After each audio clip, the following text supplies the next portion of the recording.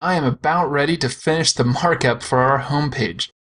And to do that, of course, we need to complete the footer. We have a stay in touch area, maybe a larger piece of content about our company. It looks like we have a login with a possible form. And then, of course, we have a sub footer, and we're going to take care of all of that right now. All right, so let's open up our editor again and head down to the end of our last row. It's always a good place to start so we know that we're free and clear to do what we need. But before we go any further, our client actually thinks that it would be kind of neat if our footer actually stretched the full width of the page. And how do we do that within Bootstrap since we've been designing by this one container this entire time? It's kind of a safe zone. Well, that's actually pretty simple. We just need to create a new container. At any point in the page, no matter what the element is, you can actually create a container within another element that is full width. And so that lets us be flexible that way. We'll start out a new div, or actually a new footer, since that's the more semantic element here. A footer with a class of full width, just in case we need to do any exact measuring, and then an additional class of foot. That may seem like we're doubling over, but we're actually not. I might use the class of foot to single out that footer element because we might use the footer element in other things. For instance, like a post or an article. You might have a footer to your article that's not the footer on your website. There we go. We're going to end that. But within our footer, of course, we're going to start with a brand new container. So open up a div with the class of container. And we will go ahead and add our commenting saying that we're going to end that container. There we go. Next thing, we're going to need to have a column wherein we place our stay in touch text. So we'll start out with a div class of column small 6, and then an additional class of column medium. We're going to mix it up 3. Then we're going to also call this a widget, since it kind of is. It's kind of a widget within our footer. And then we're going to end up our classes, and we're going to close out our div. So we're going to end that column. Bring that in, and then let's paste in some text along with our markup. There it is, an H3 and a paragraph tag that's just to kind of fill this space up. Next thing, let's add to our container by placing a column, opening up another div,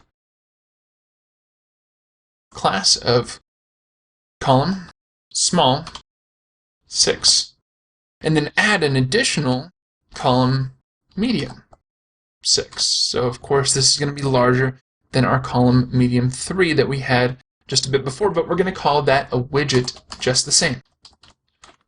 Alright, let's end that out, and we'll paste in some of our content. Looks like we have a couple paragraphs in there and maybe a heading, so that looks good. Alright, and then one more. I'm just going to paste in this whole thing, and then we'll talk it through.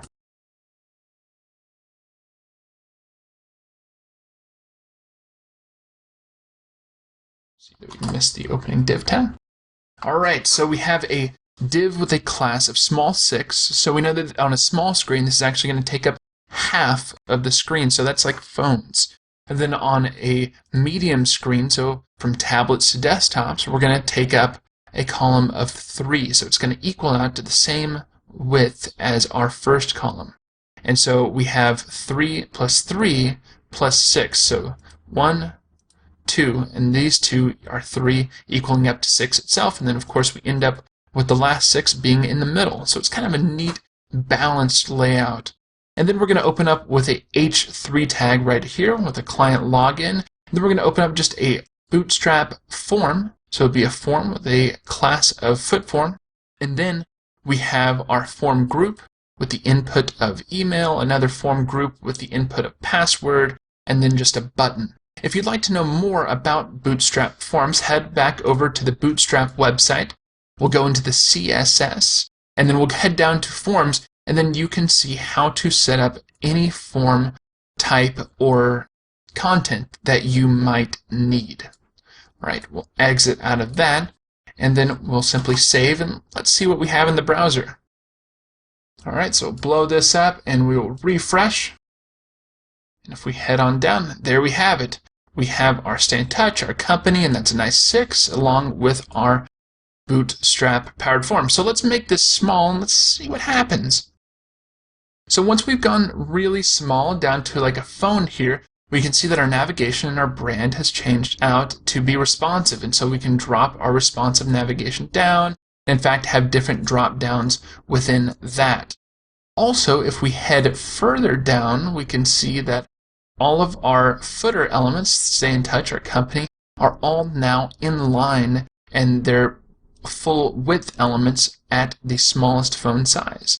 But whenever we go a little bit larger, then we can see that in this case we would have 1/2, 1/2, and an additional half right here.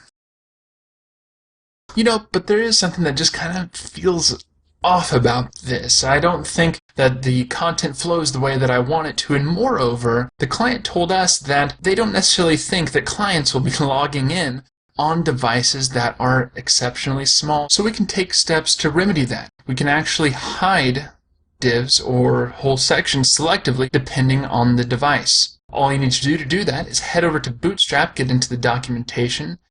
Let's make our documentation a little bit bigger, and there we have it. And we're already on responsive utilities. So let's go to the available utilities. And so here I'm going to actually use a couple. I want to declare what this form is visible on. We for sure want it visible on medium devices. So that seems fine. Desktops that are quite large. And then also large devices. So really big desktops, that is okay. But our client doesn't want them visible on small and extra small phones. And we completely get it. We're going to accommodate that pretty easily. So what I've done is in our markup, I've gone ahead and put in classes of visible large and visible medium right there. Let's save that. Head back over to our site. And you can see here that we're at a large desktop, medium desktop. Once we hit our small, kind of a tablet, and then an extra small phone, nothing changes. We no longer see the form, but we are being responsive and responsible about our markup. And while looking at our code, there's actually a few things that we might have missed, and you might have caught it already. We did declare a container, and then we just got started on setting up all of our divs. Now, that's fine in some cases, but to be safe, it is best that we would have gone in and declared a row right there, since this is kind of a whole nother block of content. Let's end that row, and we will take this down to the bottom, to the end of our container. So we'll go down to where our container ends and type in another row. We'll refresh and see that that actually did line our content up a little bit better. So things are looking better, our markup is saved. And we'll go past this container and we'll start a whole new container. To end our page, we need this little credits area that I talked to you guys about. And I'm just going to paste this in because it's a pretty quick explanation. Below our main footer, I'm going to open up another div with a class of credits.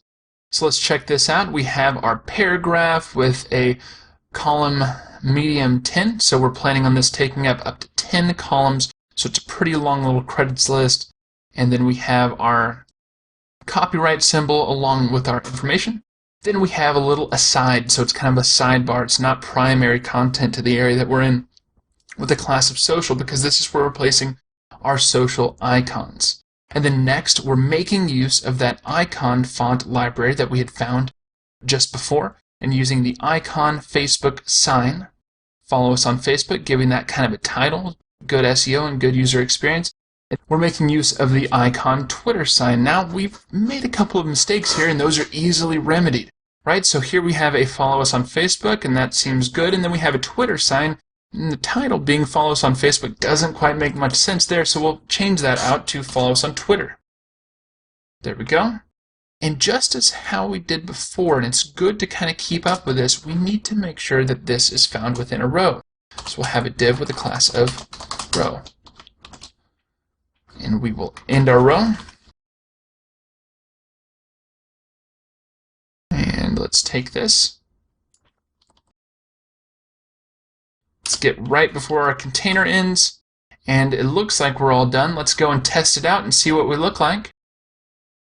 And as we go down here, we have our footer area. Let's go and make sure that this is stretching the full width. So full width footer and the full width credits. Looks like we're doing good. Oh, but you know what? There is something missing here, and that is our Twitter and Facebook signs. Let's make sure that they are operating properly. Let's head up to our head. Oh, doesn't look like we're making any call to that. So let's adjust this just a little bit. Below our bootstrap.css, we'll simply paste in our link to, and this is the Bootstrap CDN from NetDNA that we kind of reviewed a little bit earlier. We have a rel of style sheet, so this is just like a normal style sheet, except for it has nothing to do with the local files on our site. It's a good way to kind of keep your site fast with using a CDN, but also up to date. So that's kind of a nice, good tip to use those. So let's refresh. And there we have it. Our Facebook and Twitter signs are popping up appropriately. And so the next step we have is to get our site styled. We're going to do that using Less, the framework and the CSS preprocessor that is actually powering Twitter Bootstrap itself. And I'm going to show you how to use the power of Less to dynamically change the way that Bootstrap behaves and fit it in the way that we need our site to perform. So when you're ready, let's head over to the next video.